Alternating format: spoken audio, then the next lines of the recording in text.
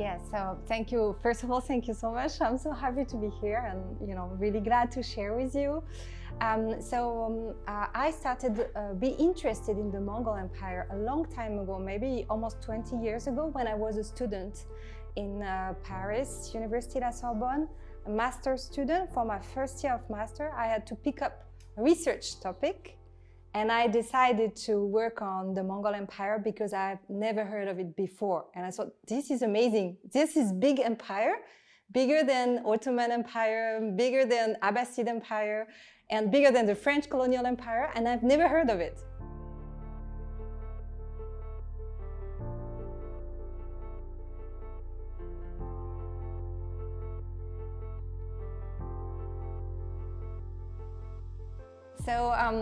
So this book is really about the western part of the Mongol Empire and Golden Horde. And my idea was to show that, contrary to the scholarship, what I used to read myself in books, about this, that the Mongols, they really, they brought something of their culture with themselves. When they moved to the western steppe, they brought cultural practices, they brought spiritual vision of the world, Tengri, and they also brought with them trade practices, social practices, their language, their society. And I wanted to show that this would remain for almost 3 centuries. Because usually in scholarship, you read that, after just the conquest, everything is over. There's no Mongol anymore, they just disappeared. It's all about their sedentary subjects, the Russian, the Italian, the Georgians. It's not what I see in my sources. I see in sources, no, Mongol identity remain strong, although it's a very supple, open-minded identity, nomad identity. So that was really the beginning of my work, the main aspect first, yeah.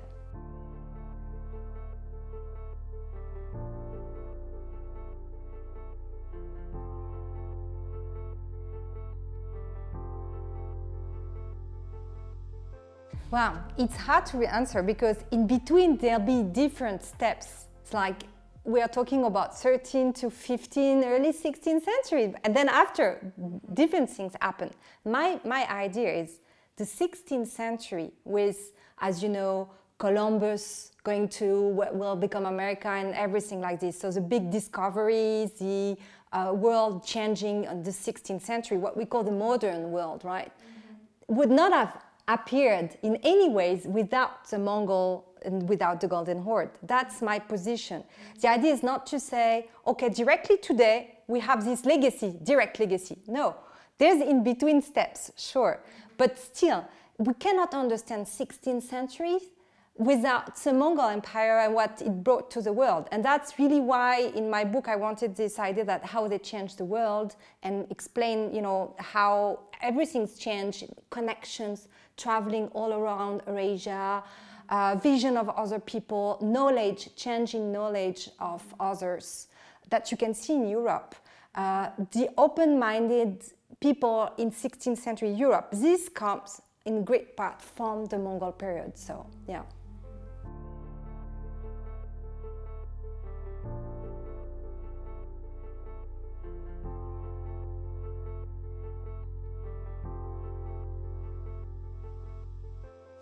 Well, it's a long process, a conquest process. It's a whole century of conquest. So what we call Mongol expansion is really 3 up to 4 generations.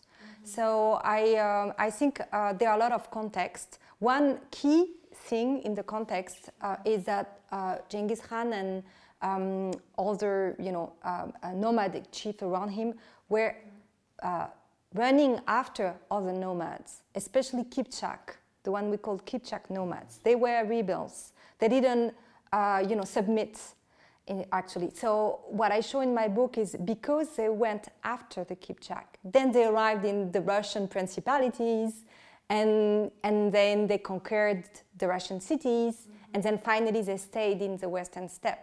But I think it's important to understand that the Mongols were not interested in looting cities, destroying the sedentary world, stuff we heard, especially in Russian scholarship. It's wrong. It's not the idea. The idea for them is just, to control the nomads of the steppe. These are the important person for them. And because, they were after them, then they went to the west, behind, running after them, right?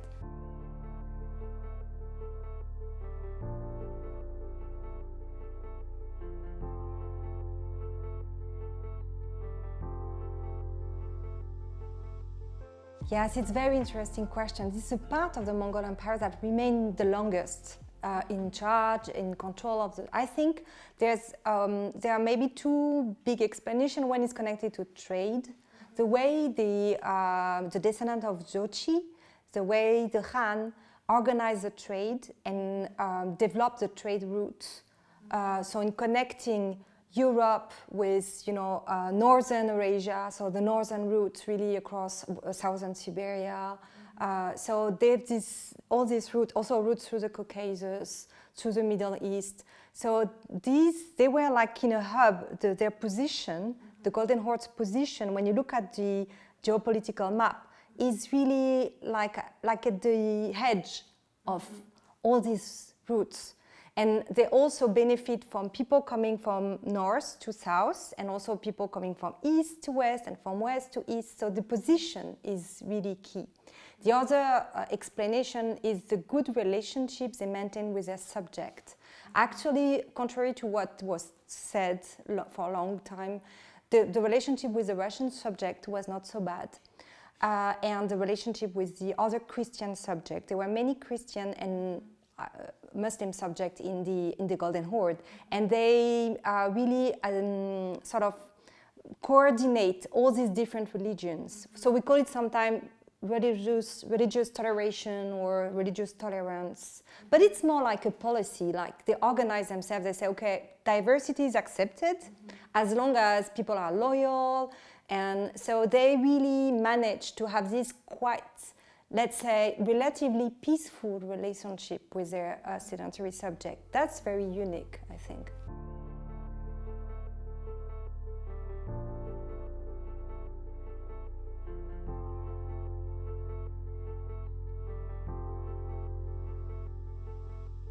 Of course, because this part of the Mongol Empire is so connected with trade and diplomacy to the rest of the world, we know that there's big plague pandemic in second part of the 14th century, and so their main trade partners were, under pressure with the plague, and also a lot of people died at that time. So I show in my book that, the problem for the Mongols at that time was not that they suffered, they suffered from the plague, but not as much as big sedentary places, of course, like big cities.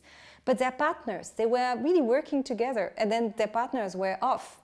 So that was one aspect. The other aspect is also development of new powers, and especially the Ottoman power. Actually, the Ottoman, at some point in the 15th century, took control of the Black Sea. The Black Sea was really like a door for the Golden Horde, a door to Europe, a door to the Middle East, a very important door to the Mediterranean, area. And when the Ottoman, mid-15th century, blocked completely the Black Sea, like control it, it becomes really hard for trade also, So the other difficulty was they were, with all the problem in the rest of the Mongol Empire, because decline, of the Yuan and of the Ilkhanid, all these Mongol powers disappeared. So they lack this connection also. And, the Mongols, they used to be connected to the whole empire, to the other parts. For instance, for marriage, women would come from the east to the west, and so actually their social space reduced. So that was also difficult. So they had to keep up after that. But then it creates, a number of difficult things. So I would say, pressure from other powers, less possibility with trade. And at the end, also social, a bit of social restriction or like shrinking, like.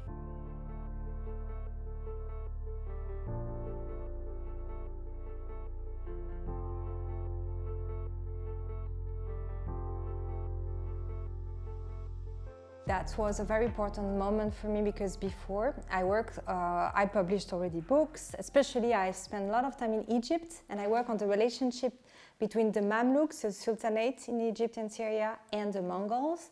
So I did some research before, but then I really wanted to write a book. Also, I was thinking about students, you know, they need like a handbook, you know, that was my idea. The thing is, each time I tried to define this empire, special empire, people would ask me, like even colleagues working on Western things, well, where's the capital? It's not really an empire. It's not just, it's not normal, the organization. So they really have, you know, they were really not convinced. And in Oxford, I was very lucky because I met with other scholars who all worked on nomadic powers. Especially the very important person with me is he works on Indians, American Indians, and he showed that they were a big empire in 19th century America, Comanche Empire, especially Indians. So we start comparing our ideas and we say, oh, the problem is definition of empire was made by people working on Roman Empire, for instance, or, you know, on sedentary agrarian empire. And we are working on completely different kind of power. It's different sorts, different kind. So we should get rid of this definition, you know, and just move to our own definition. And that's why I wanted to keep word horde, because this word is very important. It shows that it's a very special nomadic power, and there's nothing compared to this in the West. That's why Oxford was great for me.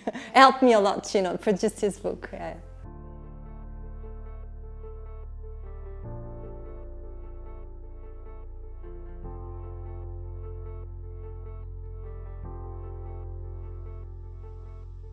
There are two things I'm interested in. One, probably the most important is how to reconnect the Golden Horde to the rest of the Mongol Empire. Because, you know, before, scholars, they would work on the Mongol Empire according to countries or languages. So people would work, for instance, on Ilkhanid with Persian language archives. They would work on China, like Yuan. They would work on Chagatai, like in Central Asia, or in Golden Horde in Russia. And they would not talk to each other enough. So that's very important, like to put in common all, you know, our evidence and our research questions. The other thing is also to show, it's important for me to show what is Mongol in it, you see? So for instance, I use documents which are in Turkic, old Turkish language, right, produced by Golden Horde Chancellery. But then do you see that the vocabulary, some words are Mongol? And these are technical words that were used in all the Mongol Empire areas, you know, so and the administration was the same, using the same words. So my work in the future is also to show how it was really an empire and that we should be careful not to see, oh, there are different khanates, you know, and they are separated. Yes, still, there's a common conception of administration, common conception of social relations, of religion. So I'm working on this, yeah.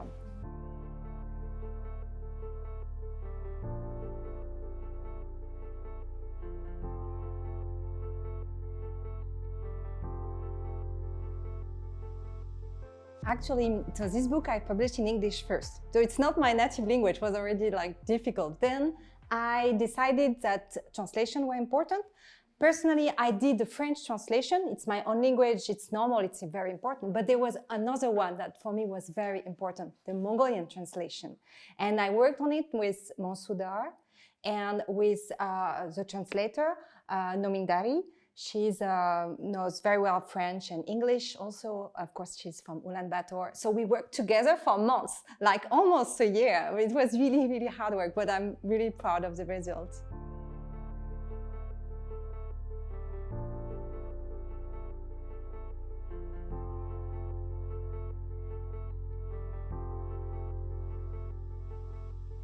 Wow. So first, if I can talk about my colleagues here at the university, at the museum, I was so happy that we could share many common research questions, and I realized that we could collaborate very well. And this is really the most important part for me because I see my situation here as the future of it. And the future is collaboration between French academia and Mongol academia. And I have students, and I really want to come back with my students. And I also want to welcome Mongolian students in my university. That's one important aspect.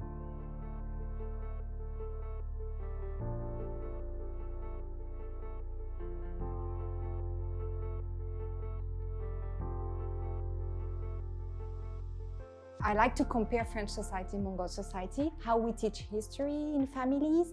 So it's interesting to see the importance of Genghis Khan, but at the same time here, but also at the same time, it's modern day countries, you know, I mean, we move on since 13th century. So I think it's very important to see that it's a lively process. The way we teach history to our kids at school, for instance, the way we talk about our past in families, is something we can all work on, you know, not to repeat the same old stories. So yeah, so I think that's what I like in Mongol society, is that there are a lot of discussion. People like to talk and exchange, right? Yeah, I really like that. Başla. Başla, başla, başla.